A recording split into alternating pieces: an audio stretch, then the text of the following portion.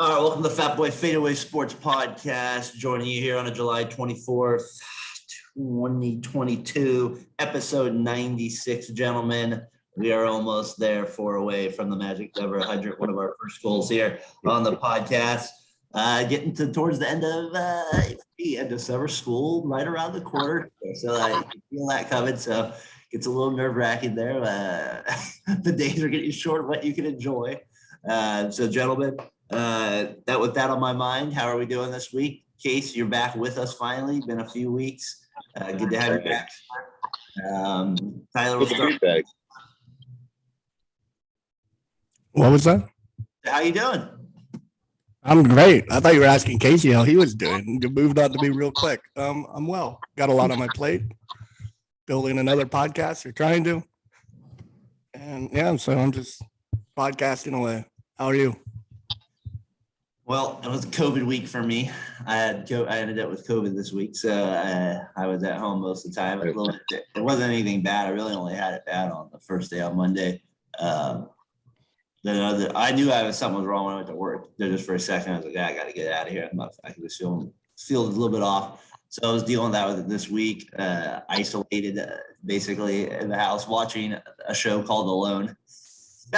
These people isolated on remote islands, basically trying to survive without anything but just Mother Nature itself. Pretty hardcore show, to be honest with you. I was like, damn. I was like, one of the guys survived like 74 days, like grizzly bears there and mountain lions. I was like, I'm like maybe 48 hours. I could maybe go 3 days. So that's what I was thinking. How does a show like that end? 74 days? Is he about to die? And the show producer say no more? Or? There's 10 contestants, and they just basically quit along the way. Last woman standing gets $500,000 and gets to raise their hand as, I guess, outdoorsman or woman of the year.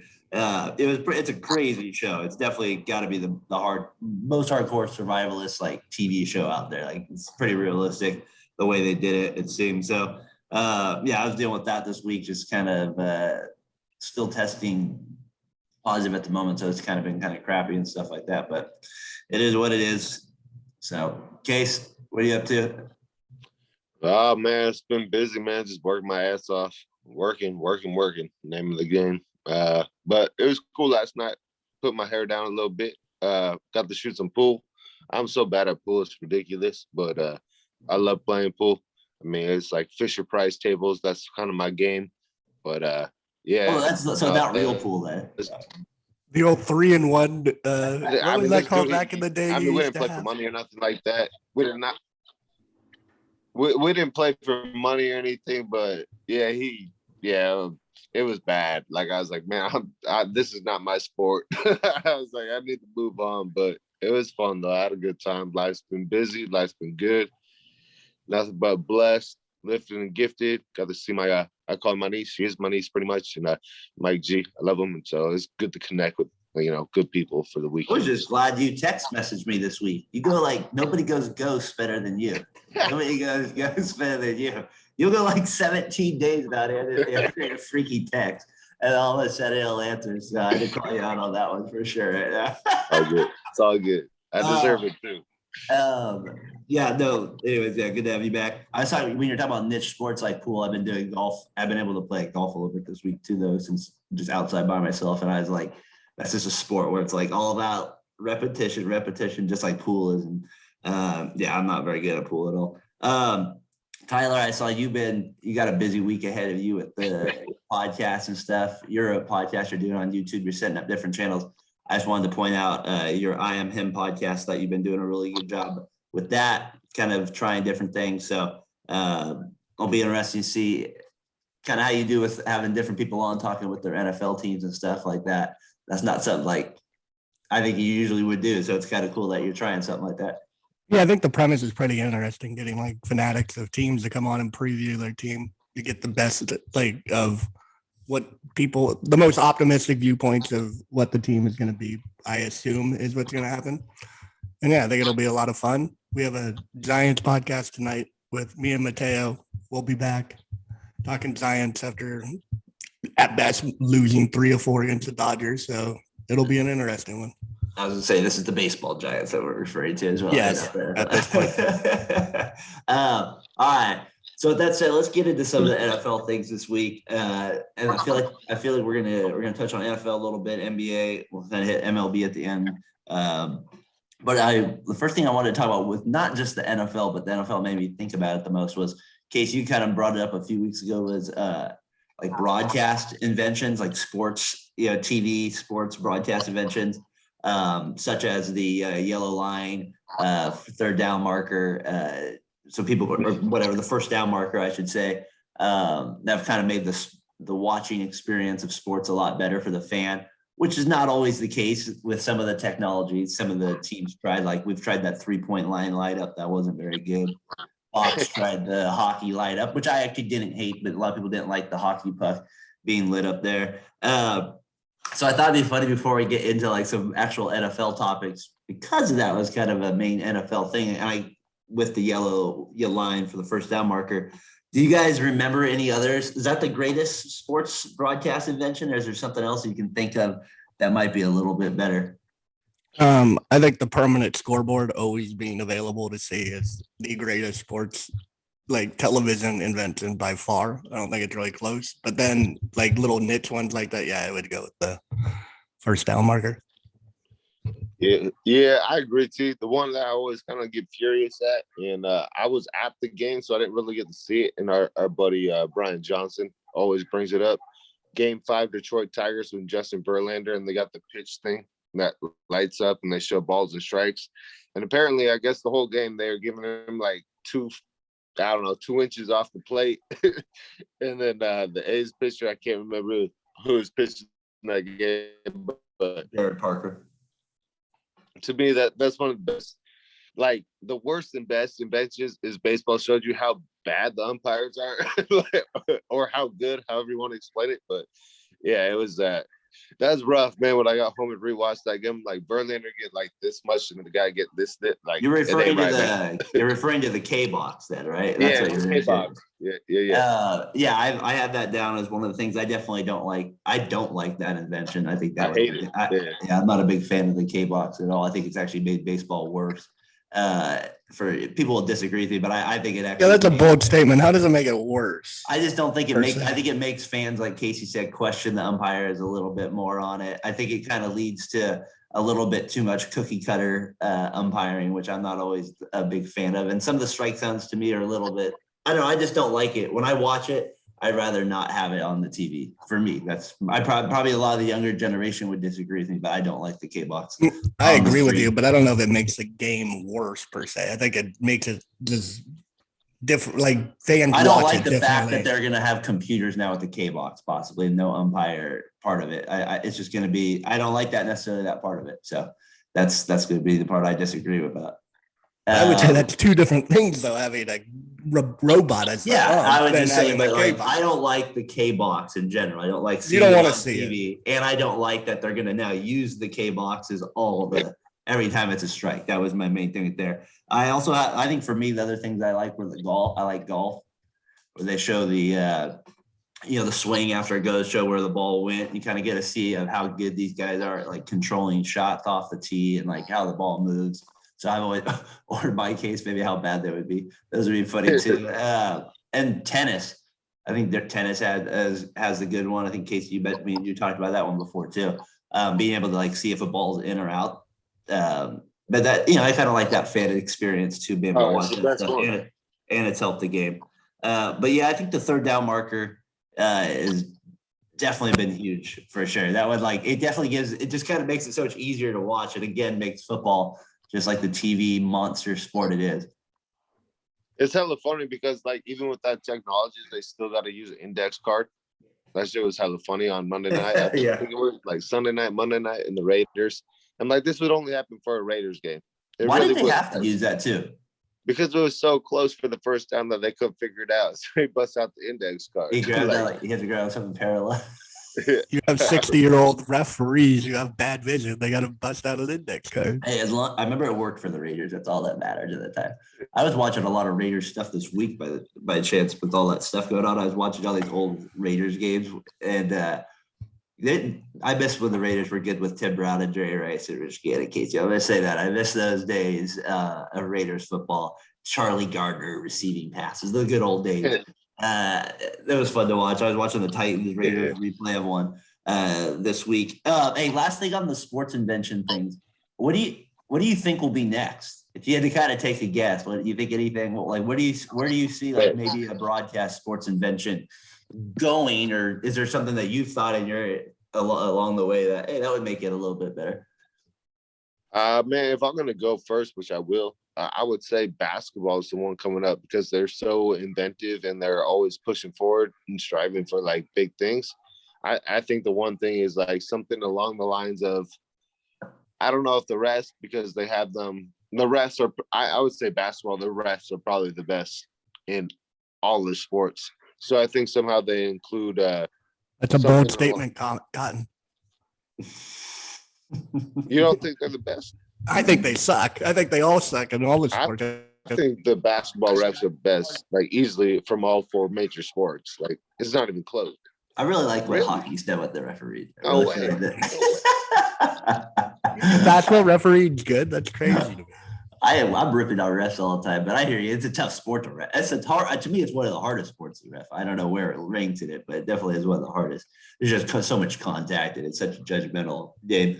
But carry on what you were saying. But nothing you have nothing.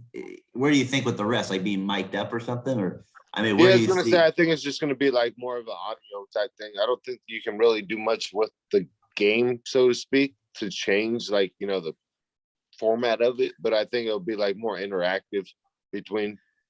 See, I'm trying to think of something a little bit more along the lines like that third down line marker. Like, how's the fan experience going to be better by NBA doing that? I don't necessarily see like, so for me, like I kind of think of a sport, like to me, the sport that has the most to gain still is baseball, because they have done the least technology wise kind of from field. They've tried a few things in the All-Star game, which I thought was pretty cool this year. Be interesting to see if they ever could do anything like that in the game, but I just don't trust their commissioner to do anything like that. So that's because that thing with the Yankee pitcher and the catcher mic'd up was pretty sick. Like being able to hear what they could do. Like if you could hear that as a fan more often, that would be pretty awesome. Like striking out a guy and hearing what the pitcher's saying as he's striking him out, or I don't know, like that conversation between the catcher and pitcher, that would be pretty cool. So I think baseball has some room for error on there. I don't know what they can really do with it though on the game, like during the game, make it a little bit better, other than maybe putting cameras in different spots or audio different people. I don't know, Tyler, you got any other ones? Yeah, I would say it's baseball. I'm like, I've loved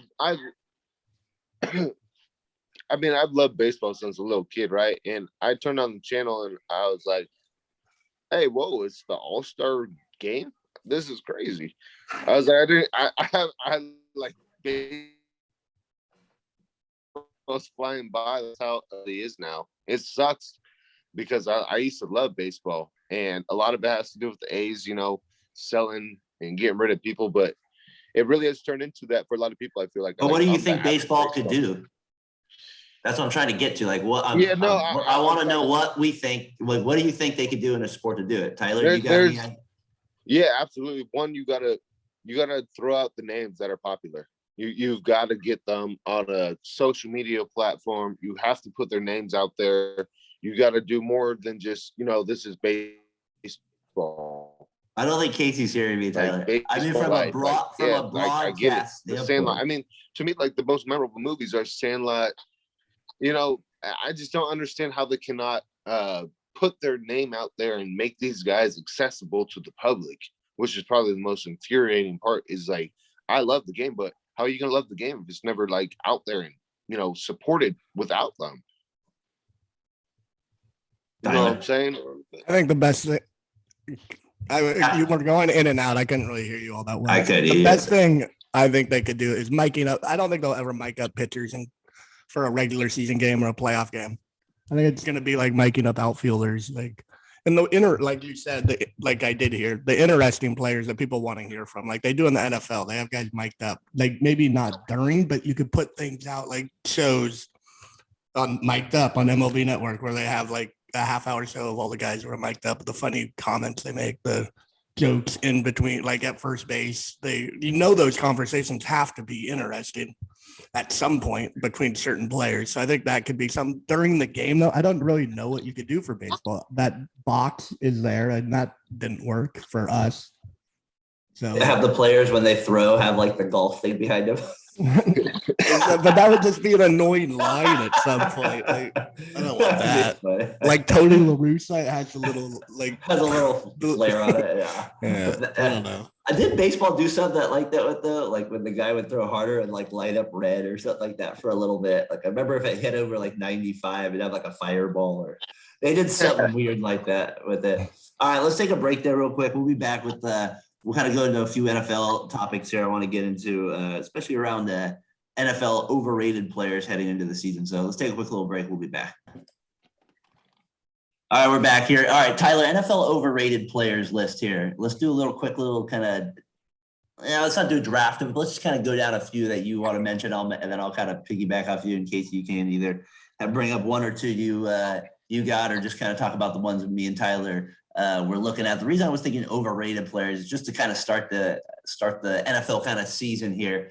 You get all these lists before the year starts, a top 10, the Madden, all these rankings and stuff. And it kind of makes me think like, some of these guys, I don't really see them as maybe as impactful as some of these rankings are. So it just got my mind thinking overrated first. We're not trying to be too harsh. Some of these players we're going to mention, I think, are going to be pretty good, but we're just kind of maybe also looking at the way, people from the outside are looking at these players as well. So Tyler, why don't you go ahead and get started here with a few NFL overrated players? So my number one most overrated player is the safety from the Seahawks, Jamal Adams. They traded a buttload for him. He doesn't really produce all that much. He has like 2 interceptions in his career. He has less interceptions than JJ Watt. Like, it just, I don't know. I think he's overrated. He gets paid a ton of money. Do you think that like Jamal Adams is a good example? I have him down too.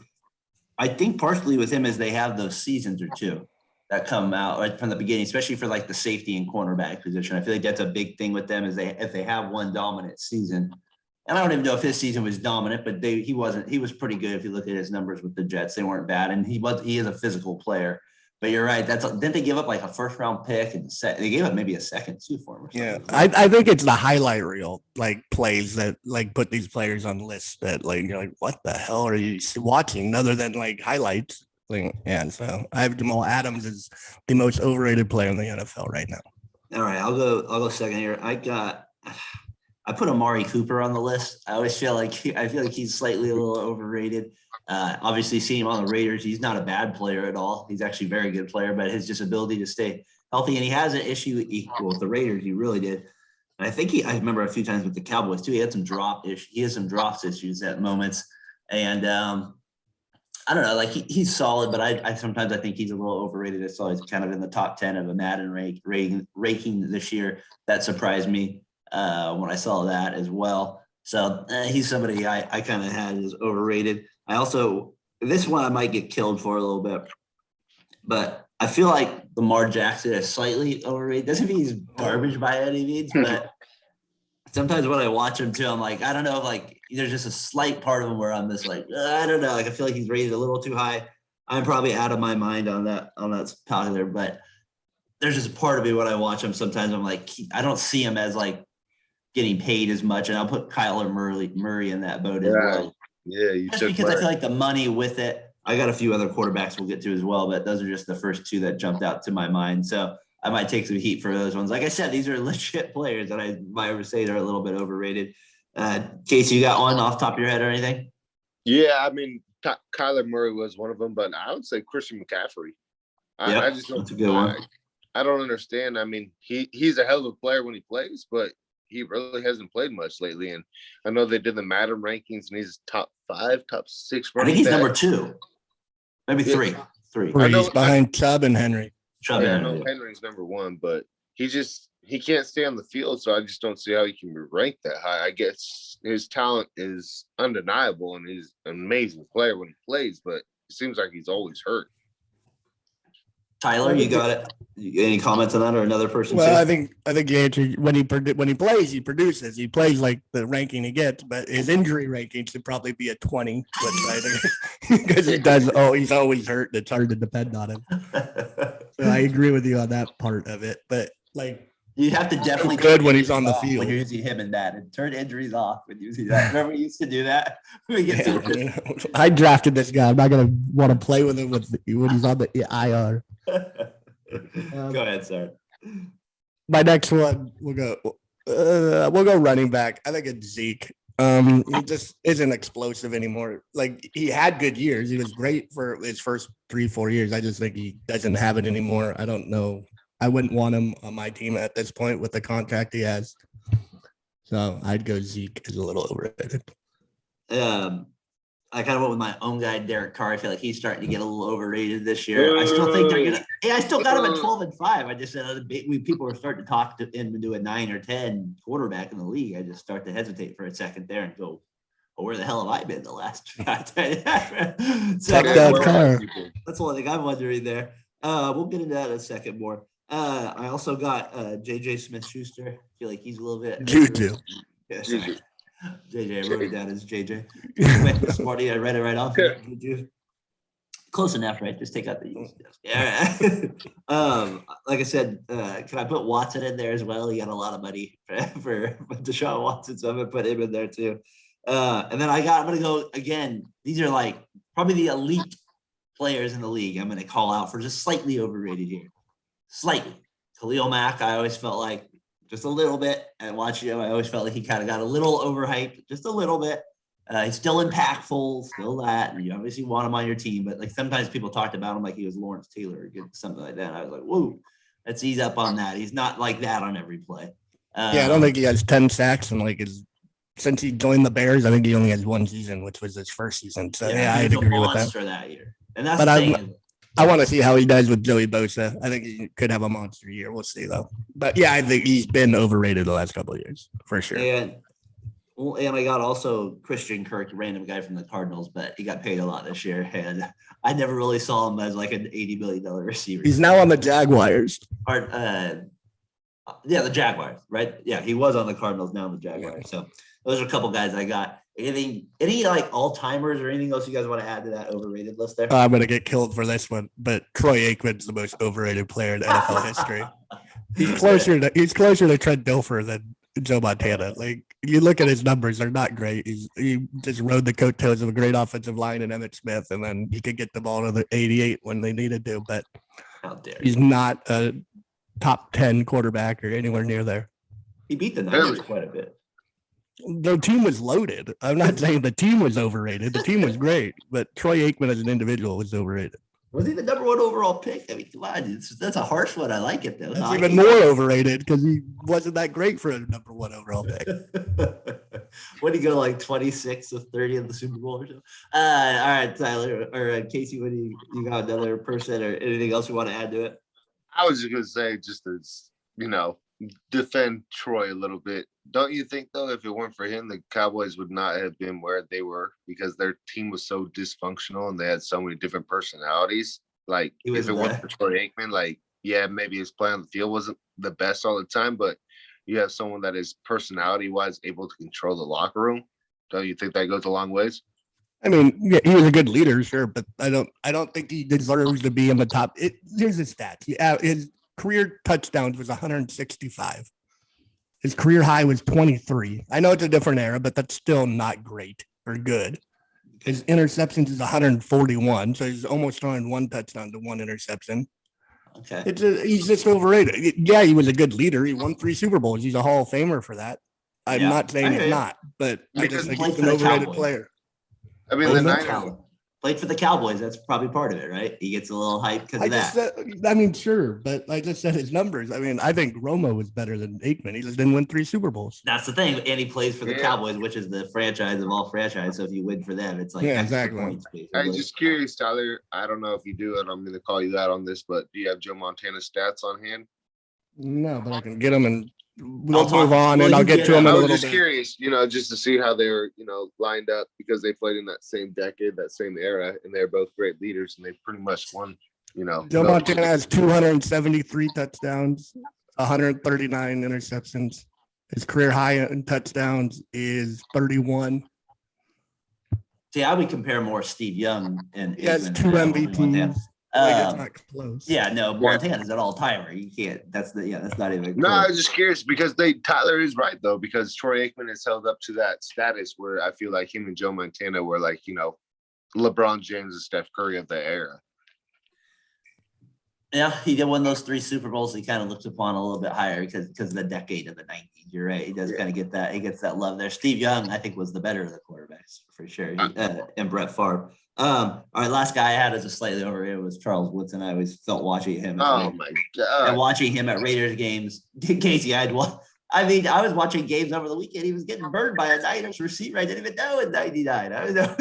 Why are you coming at all the Raiders, Derek Carr? Because I saw him on a daily basis, so it's tough. Man. It's tough watching him get burned. Tony Gonzalez was not undeniable. And let's put this. If you want optimistic, Derek, go look at the IFM podcast. We did a Raiders this year, and you're very optimistic. Past Raiders not as much. All right, hey, what do you guys think about Dak and Carr? That came up this week a little bit online about who would you rather have? Who's like that kind of debate. Case, we already know you're on the Carr angle of it. Kate, I'm curious to get Tyler your thoughts on who would you have? Would you rather have Dak or Carr? I mean, Dak. I'd rather have Dak. Dak's done more. They both haven't won anything really. What? What do you mean? What? Look at the numbers when Dak plays. He's Can done I- more. Carr has the opportunity this year. He has all the weapons he needs. We'll see what he's made of this year. But at this point, I think he's overrated. I'd rather have Dak. Dak That's played great. Dak That's played great. 2 years, Casey. So, and I know Carr has 193 touchdowns. Dak has 143. Dak has 50 interceptions. Carr has 85. Carr has a one-time been in the top 3 MVPs. Dak won the Rookie of the Year. He has 230 touchdown seasons. Carr has 1. They're pretty even stats-wise. Dak does have the 2 less years played there. I don't know. For me, it's a pretty even debate. I think they're. I really don't even know. I'd probably just go with Carr because I know what I'm getting more with him. But that's probably the only reason I would take him. I feel like they're pretty even there. You could easily make a case for Dak as well. Case, why don't you make a stronger case for Carr? Case gonna make a case right now because Chase on the case. But to me, I would take Dak, not Dak, but Derek Carr over Dak because to me, I don't even really think it's really that close. The way you guys are speaking about Dak, like he's actually done something. I mean, Derek Carr to me has proven that not only is he a franchise player and he can take over an organization and handle turbulence and ups and downs. And I mean, look what he did this past season. The Troy Aikman of this era. I would say Without the winning. To me, if it weren't for Derek Carr, the Raiders would be they would be like 3-13 every year. Without him, their team would be terrible. And I know you'd be like the quarterback's everything to an NFL franchise, but it's not only like his play on the field, but his demeanor. He's just consistently the same guy. And you hear about people that speak about him, they have nothing but good things. I'm not saying they don't have things good to say about Dak, but to me, I think his talent level is just exponentially better than Dak's. I think Dak is a phenomenal player, but Derek Carr, some people are just born with gifts, right? Sometimes I think Casey's just on the basketball cart talking trash right now. I think that's it, Casey. I can tell. You're just talking trash. Yeah, exponentially better. That's how you would talk. His arm talent is so much better than Dak's. It's ridiculous. Like Derek Carr is so much better. He's better. So much better. You can't even argue it. Like you watch it, like Dak puts in work. I'm not gonna lie. Like he works hard for what he has got. He's got 230 touchdown seasons to Carr's 1, and he's played 2 less seasons. But he has a 4,900 yard season, and then he had a 1,800 yard season in 5 games, and then he had a 4,500 yard season. Who did he play with? The Cowboys. I think Who did he play with as skill-wise players? I don't know. The same Cooper, Dak, or Carr had Cooper, and Cooper got better when he went to Dallas. They did this thing. Carr and Cooper did way more. No, they didn't. Yeah, they did. Cooper, that was his best year that he had. I would disagree. He went to the Pro Bowl when he was with the Raiders, no? I mean, a Pro Bowl in the NFL means nothing to me. Nah. So he went to the Pro Bowl with the Cowboys too. Looking at Cooper's number 2, I think it's a pretty even debate to be like. To me, they're both like just kind of on the same level. You're kind of getting the same thing. That's honestly, I think it's just kind of what you prefer there. You just like the hip workouts when he does this. That was a funny video of him doing that in the camp. He's like doing this, and there's like 60 kids, and like they had like a picture, and all the kids are doing the little movement. I just thought it was hilarious. That was funny. All right, hey, that's gonna end our NFL here a little bit this week. We'll start getting on more things a little bit. Probably maybe next week do something to do with the receivers. Kind of want to break down the receivers and the tight ends next week a little bit. Do a little list there. Maybe throw out some old timers as well. Our guy C. Lewis from Drop the Ball Pod's been doing a lot of good kind of football comparisons. Kind of that's the reason we had the idea for this Dak and the Prescott debate and the Carr debate. So we'll kind of start getting to more things like that with football. About a month and a half away from kickoff, the first regular season game. So we'll definitely be getting more into the NFL. All right, let's take a quick little break there. We'll be back with the NBA here. I got some good topics from the week I want to break it up that I found kind of interesting, and somehow could golf be affecting the NBA? We'll be back. All right, welcome back to the Fatboy FadeAway Sports Podcast. NBA here this week. We're going to get into just a few little small topics here that I thought was interesting from the week here. A couple things came up that caught my attention. First thing was the Barkley TNT thing. I thought that was the most interesting thing from the NBA this week for me anyways, because it's hard to believe he's been on that show, the Inside the NBA, since 1999. So he's been on there forever. And there's talk that he might be joining the Live Golf Tour as an announcer, because obviously they're just paying people a lot, being able to pay people a lot of money to do that. Barkley's been pretty open about it. There is like a sponsorship deal. You know, he's with TNT. There's like, I forget the ones right off the top of my head that he's with. But that would affect it because TBS and TNT are sponsors with the PGA. So it makes things a little bit interesting for the Chuckster there. He still gets paid like $10 million probably a year to do Inside the NBA. So that would tell you if he's leaving Live Golf, he's probably making more and he's working less. And sometimes I get the feeling anyways with Chuck, he doesn't really care about watching the games during the regular season. He probably doesn't even care during most of the postseason games. There's probably just like 8 games a year that get his attention anyways in the NBA at this point. So I just find it interesting that there's a chance he might leave what people would be the most popular show in the NBA.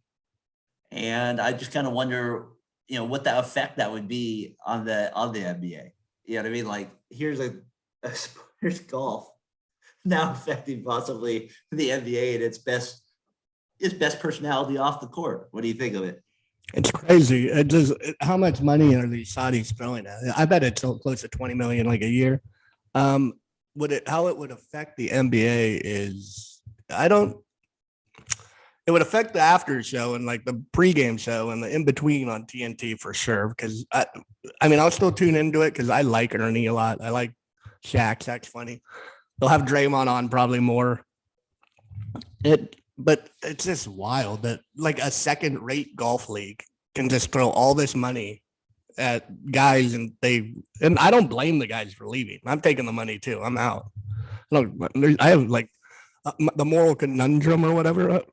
That's not on me. I'm just playing golf and getting paid, or announcing golf and getting paid. So I don't mind what they're doing. It's just crazy. I mind whatever the Saudis are doing I don't like that. But to get back to sports, it's crazy, and the NBA will be different. It will definitely affect TNT especially. It's crazy to me too. That it can also why can't he just do both? It's fun. That's kind of the other thing is why can't he just do the TNT and the Live Golf? Maybe he doesn't want to, but I would think that Inside the NBA would want that, at least even if he was on less. I'm sure that, and you're also talking the NCAA tournament too.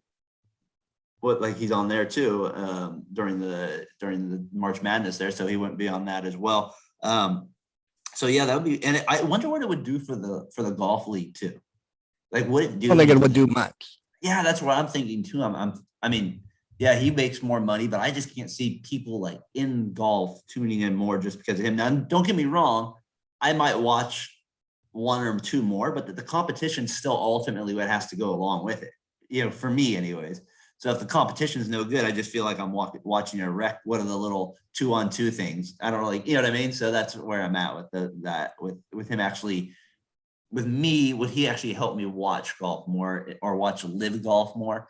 I don't see it happening that way. I mean, let's be real. We don't really watch much golf outside of the majors.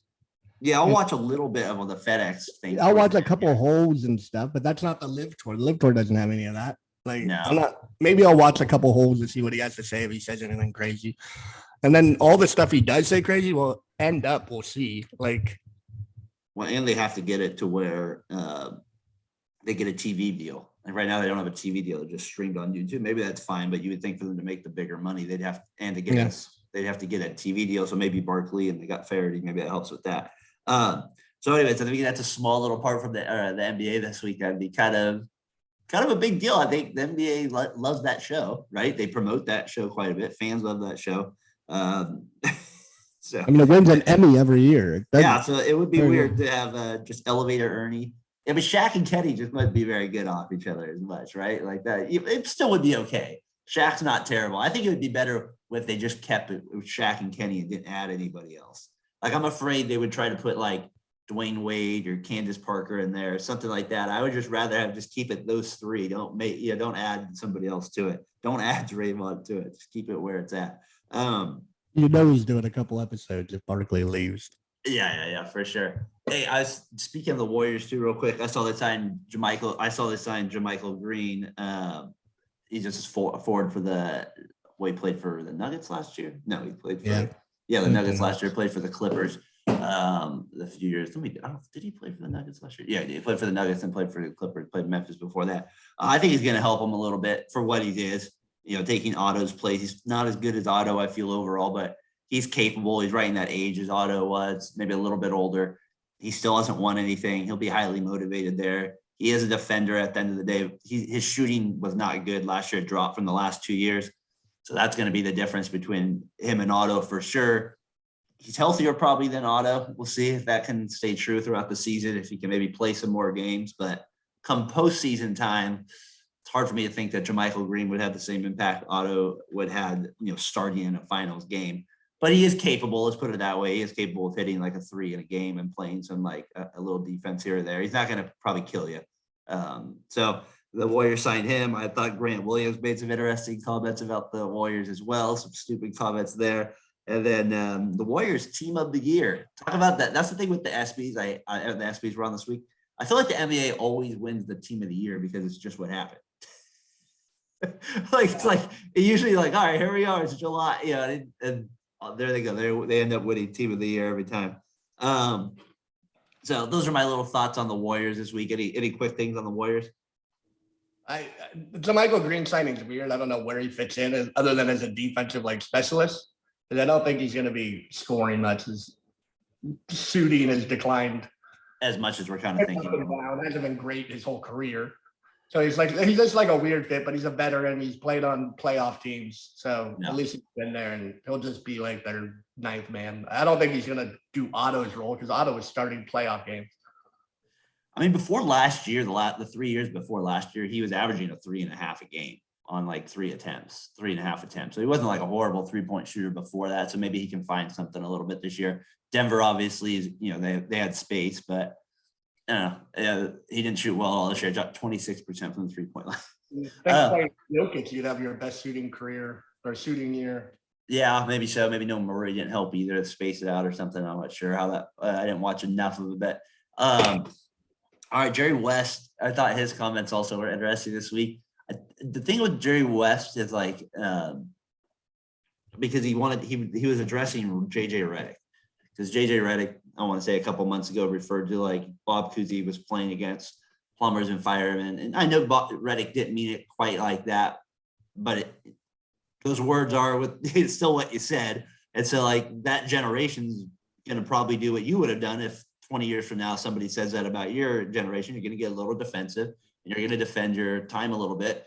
And it's just it's a little clip here. It's probably about 35 to a minute long here, but I just want you to listen to Wes just for a second. Tell me if you can't hear it, but I just think it's interesting, his tone.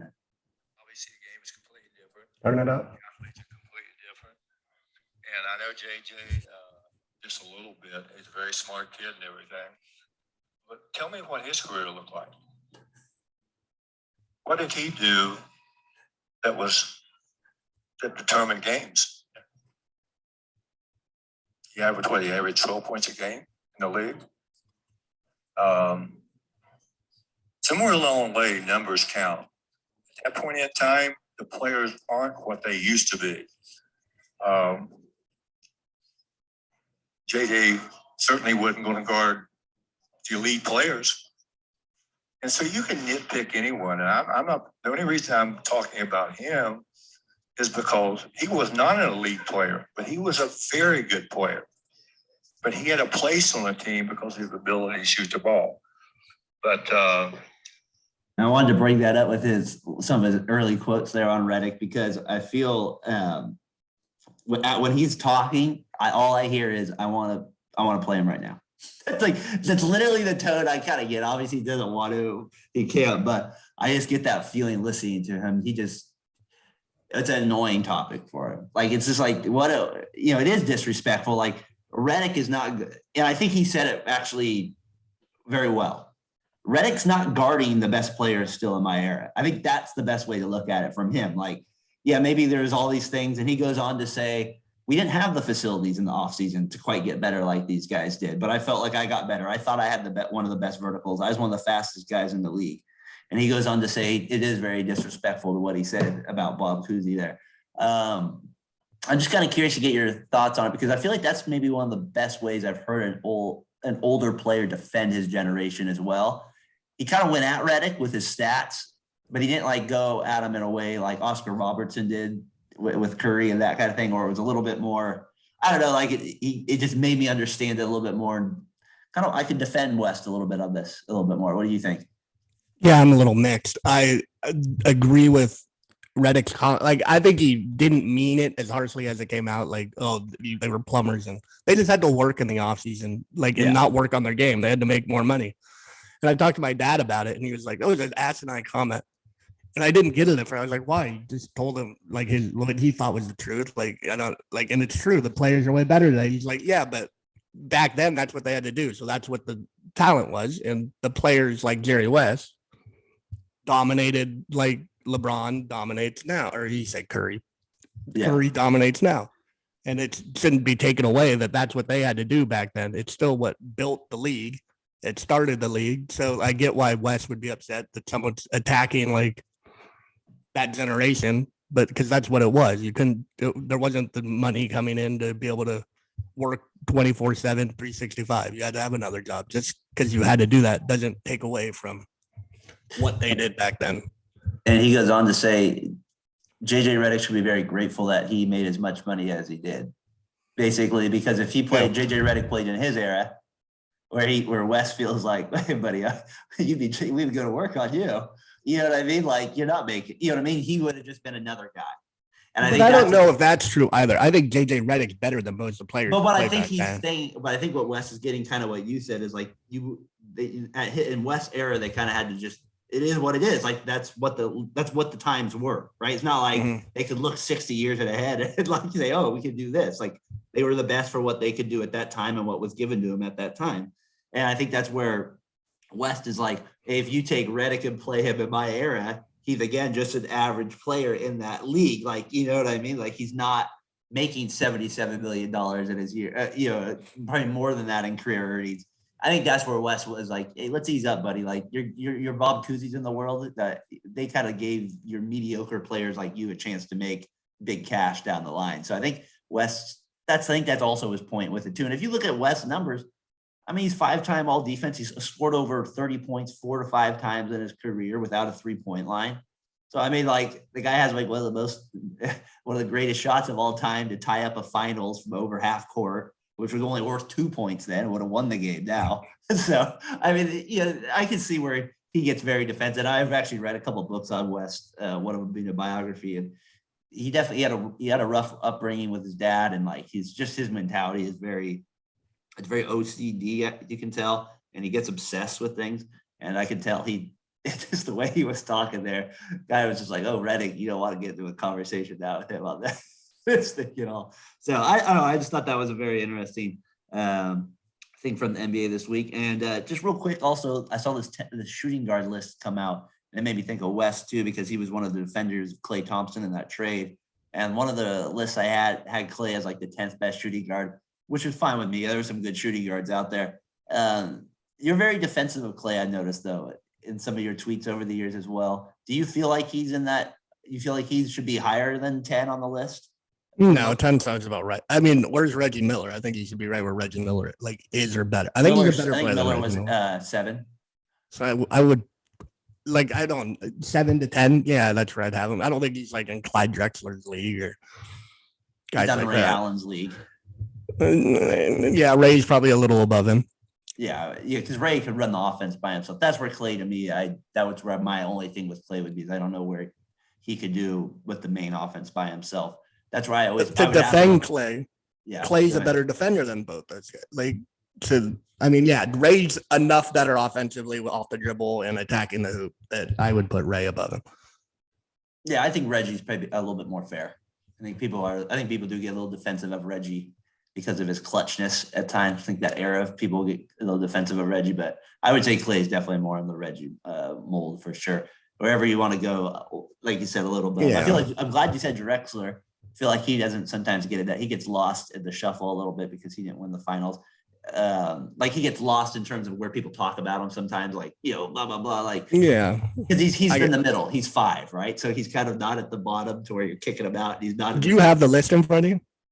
I do, but I'm talking before I bring it up real quick. I wanted to go with Drexler just for a second because we were talking about how we watched some rewatchables with him, and we did it with the Bulls. We obviously will watch him. We're like, okay, he's not Jordan. Nobody really is, but like, it was pretty damn good. Like the way he jumped off 1 foot and his weird little jump shot was always crazy to me. Remember his little slingshot 3? Yeah.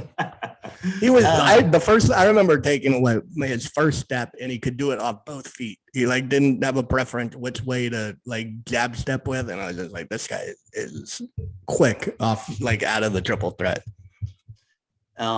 The list I got is Clay 10, Miller 9, Ray Allen 8, George Gervin 7. So all of them are right next to each other.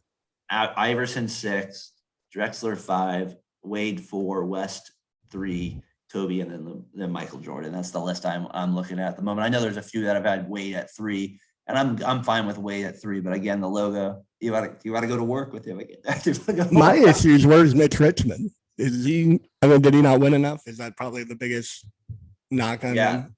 I think to him that's more of a where he was played. The Warriors got rid of him early, where he had a chance to probably maybe get up on the list like that, and he gets lost in Sacramento, and then goes to the Wizards. Yeah. So I think you get lost there, and he didn't have any big moments. I feel like that's always a big thing too for these guys. True. You got to have some moments along the way. So, anyways, I thought that was an interesting list to look at. Anything else NBA that you saw for this week that stuck out, or anything else you want to kind of get into? Oh, what do you think, real quick, if the shooting guards changed the most out of that position? I feel like that's something that, like, a lot of these guys, when you evaluate these players, we look at the times, but you also have to look at what was asked from these guys. Some of these shooting guards, like Clay, to be fair with him, I don't feel like he had to guard some of the better shooting guards like of all time. Like if you look at Kobe and LeBron or Michael Jordan, they're a little higher on there. Clay kind of missed both. Obviously, missed Jordan, he missed Kobe, kind of prime Kobe. Missed Wade. So I do kind of look at some of those things when I'm looking at it. Like Clay's era, I don't feel like he's been the most shooting guard dominated over the last 20 years. So I feel like what's required that position is a lot different too.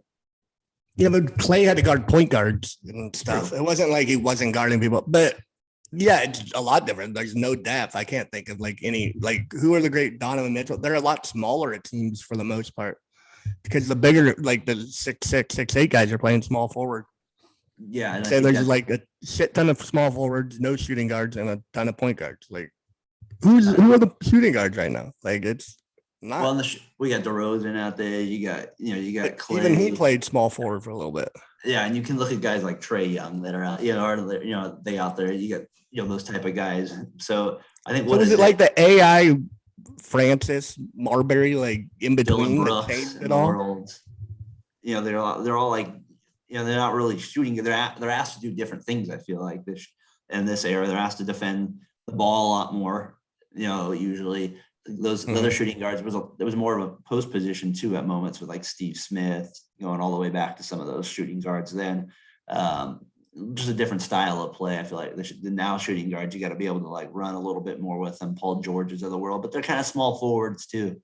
A lot of these guys. So, I think the best point you made is they have to guard the ball. Like they're more of defensive stoppers that guard your best defender, like on ball defender. And before it was like you were the scorer, you were going to get 20 a game.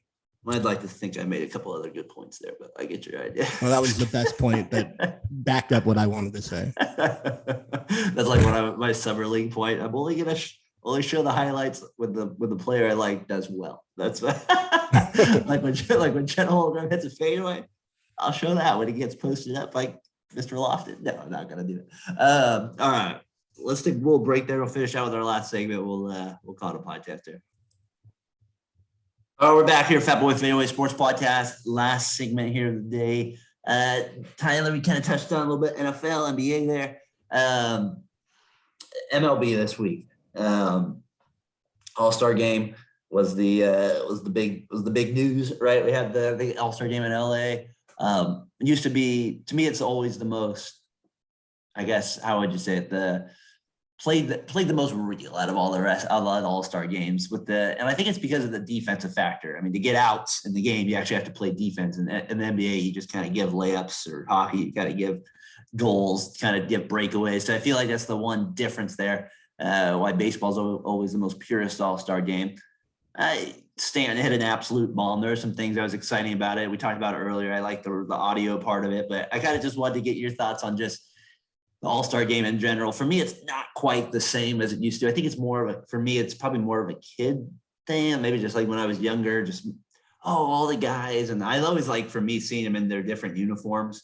And now they have them wear the same uniform. I don't know. It's just not the same for me as it used to be. It's still cool. There's some things I liked about it, but what are your thoughts on the All-Star game this week? Yeah, I agree with you on the uniform thing. It's stupid. They just wear their own uniform, wear their own hats. Yeah. It looks a lot better. It's a lot cooler looking. It's a lot cleaner. Like, you have every team represented for a reason. Why are you? A's Pride with Justin Ducher with Yeah. The All-Star game.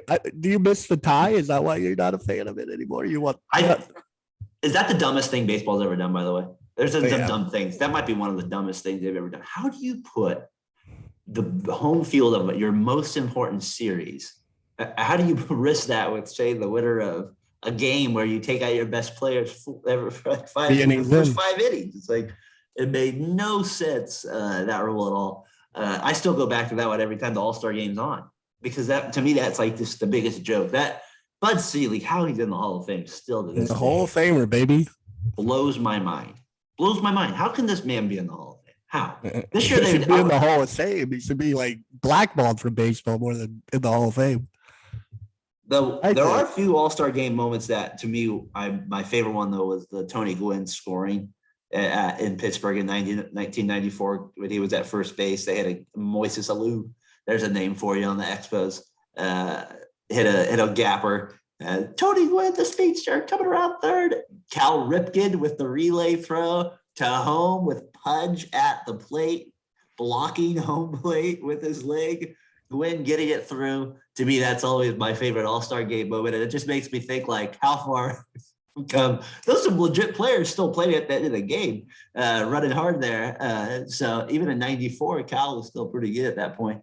So I don't know, that was my favorite one. And then I kind of wanted to also get into the home run derby. Feel free to go back to jump back to the game. Was also Ken Griffey Jr. hitting the building. That's always a big one for me. The Bonds, McGuire, when they were going at each other in the home run derby there in Philadelphia. That's always one I like. And then Giambi in Seattle. And then, of course, the Hamilton one where he hit like a billion, basically. So you got anything between the All-Star games that you kind of remember too? Yeah, the Torrey Hunter, Robin Barry Bonds home run. Obviously, I'm a Giants fan. What a play. Just spectacular play. And Torrey Hunter's like defensive, like prime, just making special plays. Cal Ripken hitting the home run off Sanho Park. The Ted Williams in Boston, where everyone gathered around and looked like they were in awe of just like this man. It was a weird thing seeing these all-stars, this like gravel at the feet of this guy in a wheelchair, who obviously was one of the greatest baseball players of all time. And then for home run derby, yeah, the Josh Hamilton thing was special. I was like, my God, this guy is hitting bombs. These weren't like and this was when there were still 10 outs.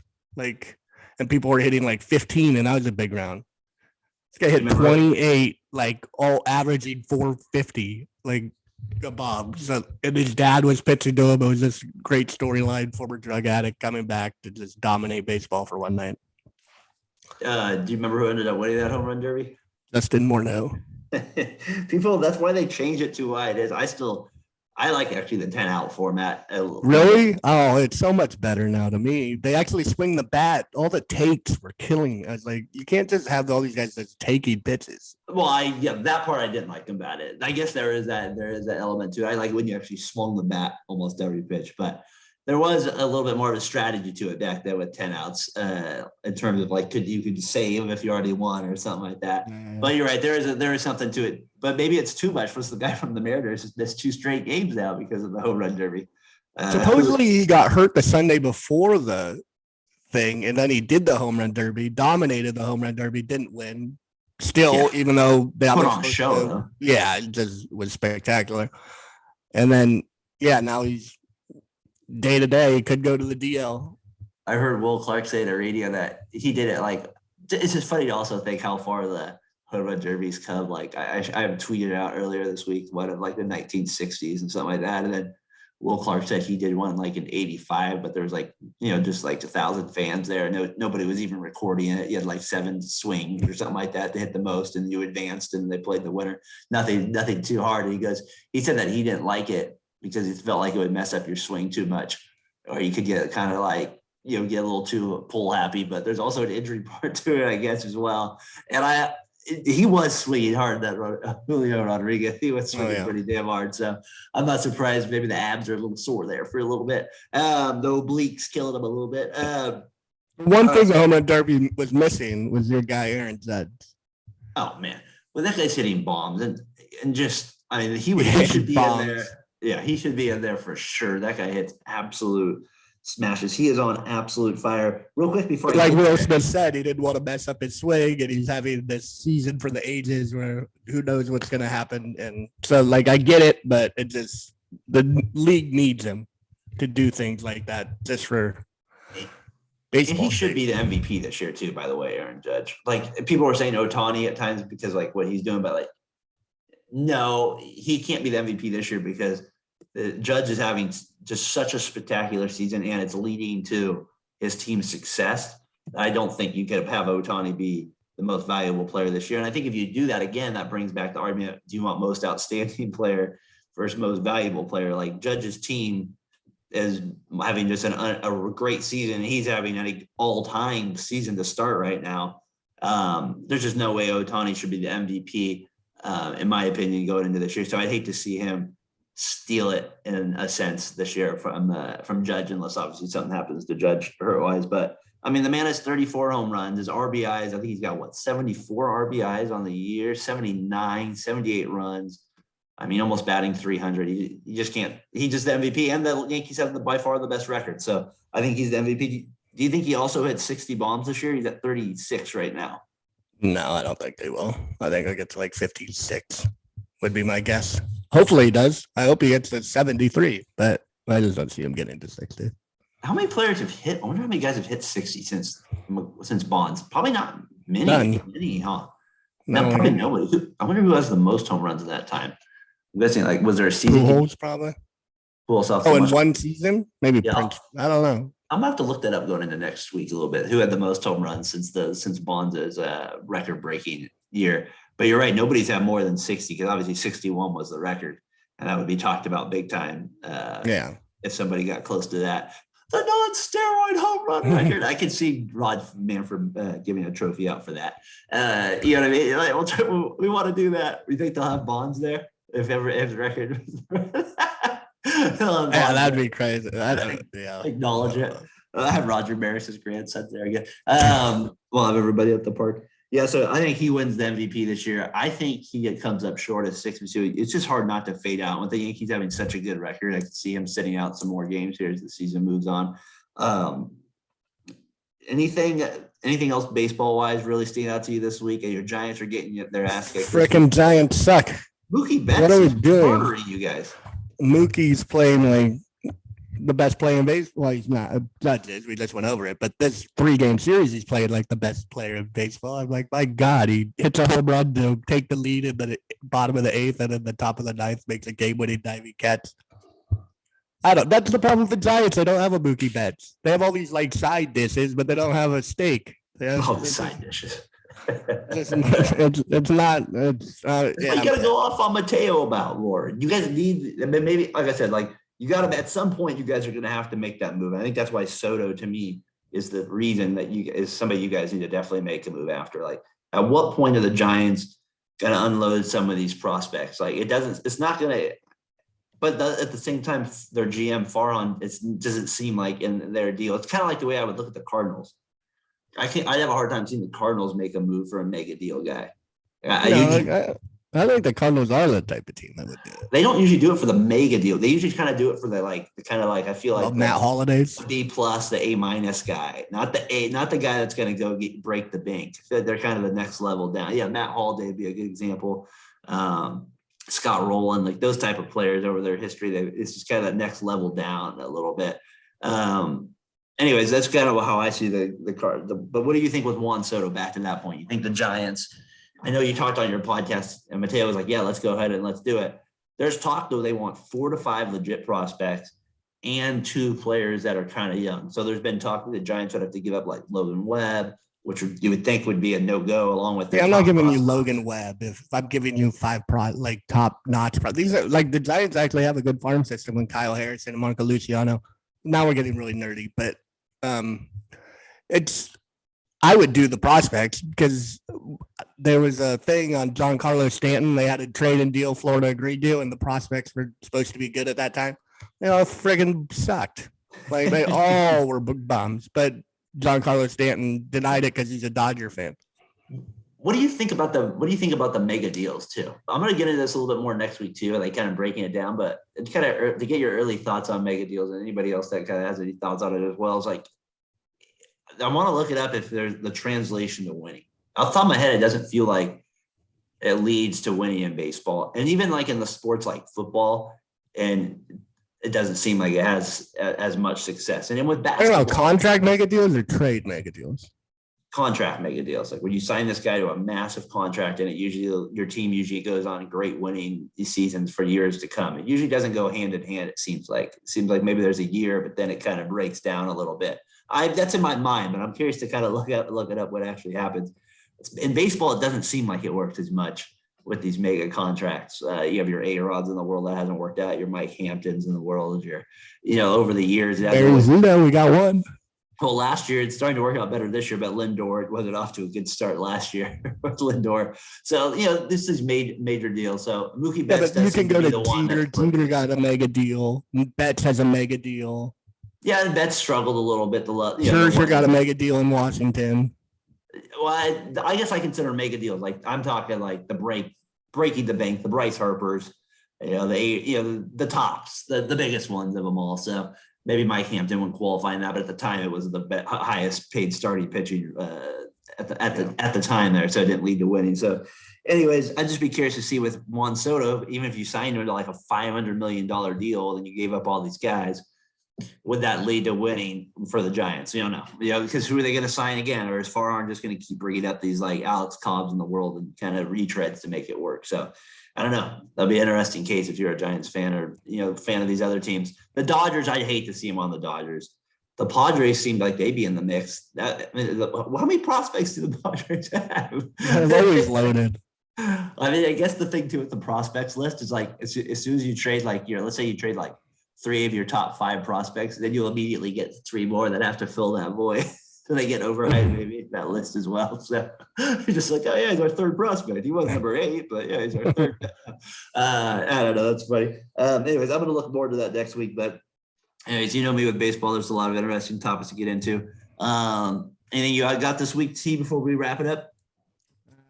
I got Jason coming on from the 3rd and 3 podcast on the 28th or 29th on a Wednesday. 8 o'clock Pacific Standard Time on the I Am Him podcast. And then tonight I got Mateo. I don't know how that's going to go. It'll be fun. I know that. We'll see if it's a sweet or sour podcast. Probably be a little sour. It depends how today goes with the Giants and Dodgers. If they lose, that is a 4-game sweep, right? Yeah. Coming out of also like 14 back. I will definitely be tuning in then. I'd definitely be tuning in after that, if that's the case, after a 4-game sweep. So yeah, see what you got. It'd be interesting now. Do you sell? Talk about buying Soto. Do you guys sell? You haven't been doing. You gotta start trading pieces at that point. I just had to stone it out there. All right. So next week, pissing me off. That's good. I like it. Episode 97 next week. We'll kind of get into some more things. We'll get into some contract things a little bit. Training camp will be starting up more. I want to get into wide receivers, tight ends. Maybe we'll talk about your podcast a little bit with Jason and the Niners, because Jimmy G is still on the Niners. I guess he can't throw until mid-August. They have a dilemma now. Is he hurt? All this good stuff. Do they want to throw him out there and have him get hurt? Do they want to, do they just cut him? All this good stuff with Jimmy G still in the news. The guy that just will not leave. So he's still there. It's like herpes. He's there. He just continues to be there. Tyler, best of luck with the I Am Him podcast with the NFL stuff. Proud of you for doing that stuff. Really cool. Case, good to have you back a little bit this week. And charge that phone, buddy. We'll see you next week. Like and subscribe. We're at 99. What away? You get to 100. We're almost there. Throwing a party.